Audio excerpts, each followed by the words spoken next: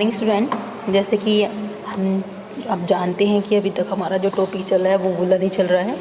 तो हमने unit 1 complete की है, ऊन की विशेषताएं की। तो जो ये टॉपिक है हमारा सेकंड भी ऊनी वस्त्रों की विशेषताएं, यूनिट 2 पार्ट 2।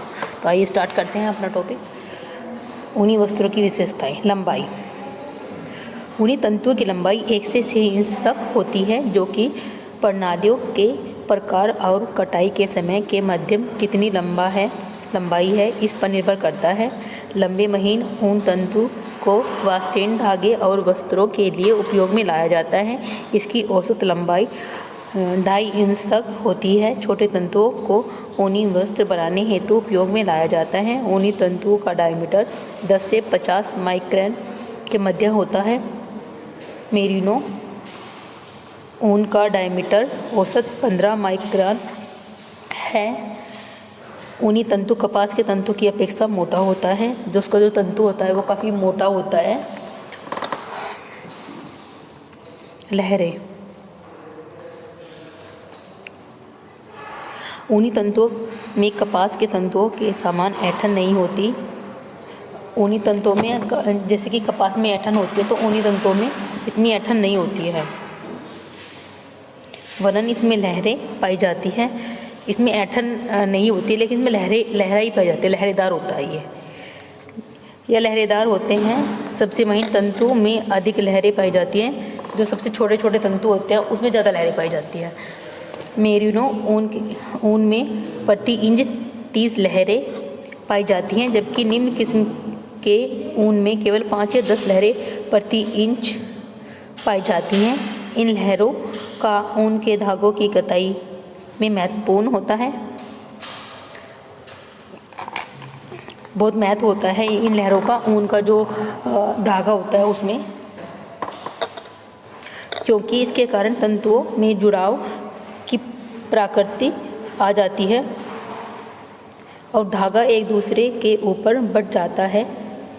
इससे ऊनी वस्त्रों में पूर्णता आ जाती है।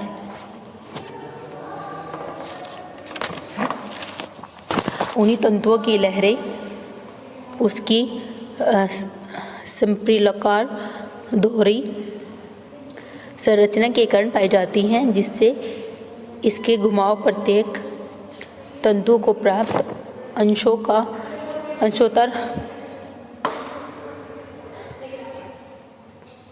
स्थायीपिन देते हैं, जिसके कारण उसमें लहरेदार गति उत्पन्न होती है।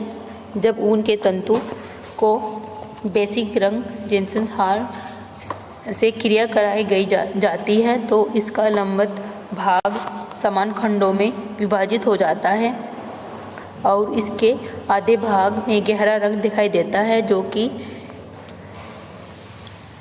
आर्थोकार्ड्स है, और यह लहरेदार तंतु के बाहरी ओर के भाग पर पाया जाता है, जबकि बाकी का आधा पैराकार्ड्स हल्का दिखाई देता है। हल्का दिखाई देने वाला भाग है और यह तंतु के अंदर की ओर पाया जाता है। यह विशेष संरचना ऊन के तंतु को संपीड़नकार कुंडली की प्रवृत्ति प्रदान करती है। मजबूती। ऊन का तंतु कमजोर होता है और इसमें आर्द्र स्थिति में 1.0 ग्राम प्रति डेनियर और शुष्क स्थिति में 1.5 ग्राम प्रति डेनियर टेनिसिटी होती है। जबकि ऊन का वस्त्र मजबूत होता है। ऊन की मजबूती उसके तंतु के अति उत्तम फैलने के गुण 25% से लोचमिता 99% के कारण होती है। जब वस्त्र पर दबाव पड़ता है तो लहरेदार तंतु फैलते हैं और परमाणुओं की श्रृंखला खुल जाती है। जब दबाव हट जाता है तो क्रॉस जुड़ाव तंतुओं को पुनः उनकी मौलिक स्थिति में ले आते हैं। ऊन की फाड़ने की प्रति मजबूत कमजोर होती है। ऊन को तोड़ने के प्रति शक्ति 2.5 से 38 ग्राम प्रति तंतु होती है। कलर रंग। कुछ प्रकार की ऊन भूरे या काले रंगों में प्राप्त होती है, किंतु अधिकांश भाग हल्के क्रीम रंग का प्राप्त होता है। लोचमता। ऊनी तंतु में अति उत्तम लोचमता पाई जाती है। ऊन का तंतु पीछे की ओर बिना टूटे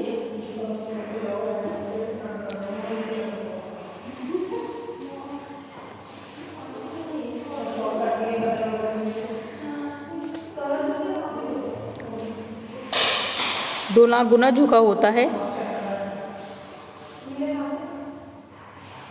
जबकि कपास का तंतु 3 लाख गुना और रियान का तंतु 75 गुना झुक सकता है। वातावरण की आर्द्रता ऊन के तंतुओं की लोचमता बनाए रखने में सहायक होती है। उदाहरणतः यह हवा बहुत अधिक शुष्क होती है तो ऊन का तंतु टूटने लगता है।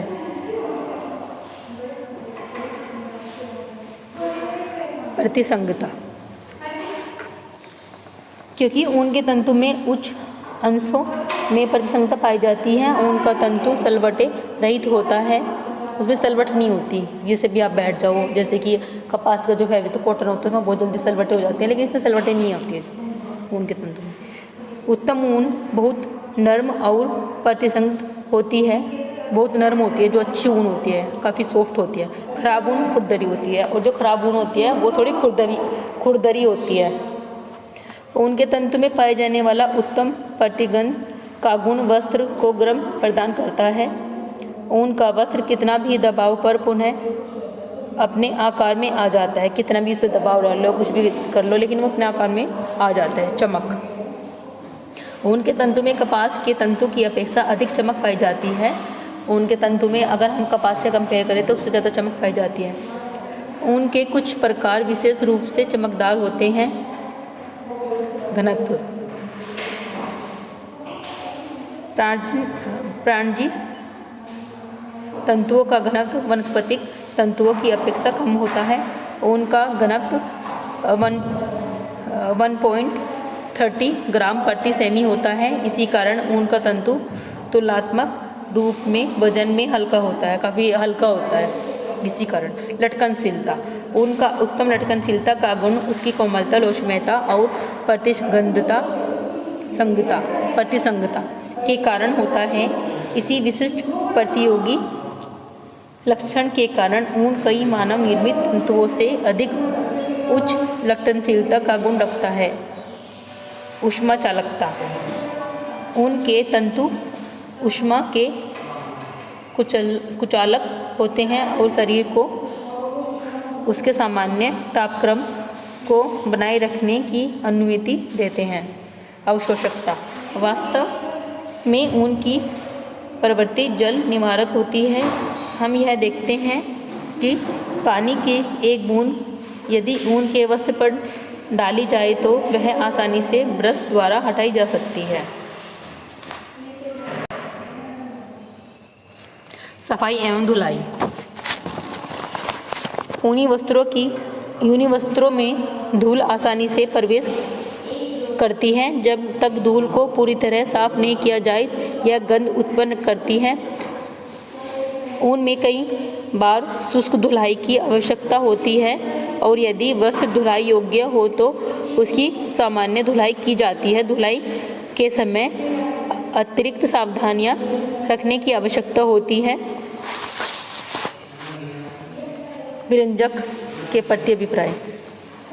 घरेलू व्यंजक जिसमें सोडियम या अन्य क्लोरीन यौगिक होते हैं वह ऊन के लिए हानिकारक होते हैं। सिकुड़न। वास्टेड वस्त्रों की अपेक्षा ऊनी वस्त्रों में सिकुड़न अधिक पाई जाती है, पर चूंकि सभी वस्त्र ऊन के तंतु से बने जाते हैं यह सिकुड़ते हैं। यह सिकुड़न इस बात पर निर्भर करती है कि इस पर सिकुड़न प्रतिरोधक परिसज्जा की गई है। ये सिकुड़ता है लेकिन इसके इस बात पर प्रभाव करता है इसकी फिनिशिंग कैसे की गई है। ऊष्मा का प्रभाव।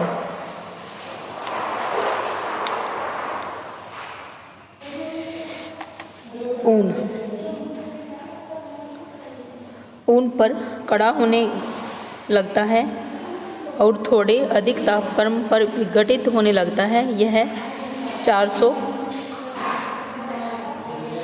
डिग्री पर झुलसने लगता है। यदि यह आसानी से ज्वलनशील नहीं है। प्रकाश का प्रभाव, अधिक लंबे समय तक सूर्य में रखने पर वह कमज़ोर हो जाता है। अधिक अगर हम धूप में से रखते हैं तो यह कमज़ोर भी पड़ सकता है।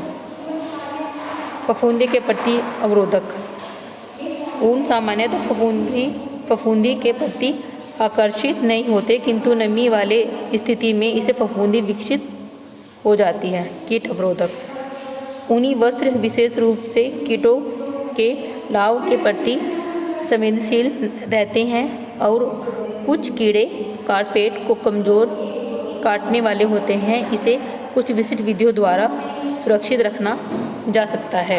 रासायनिक संगठन एवं आंतरिक संरचना, ऊनी तंतुओं में पाए जाने वाले प्रोटीन को केराटिन कहा जाता है। यह प्रोटीन उसी प्रकार का होता है जिस प्रकार का मानव के बाल, उंगलियों के नाखून, दांत आदि में पाया जाता है।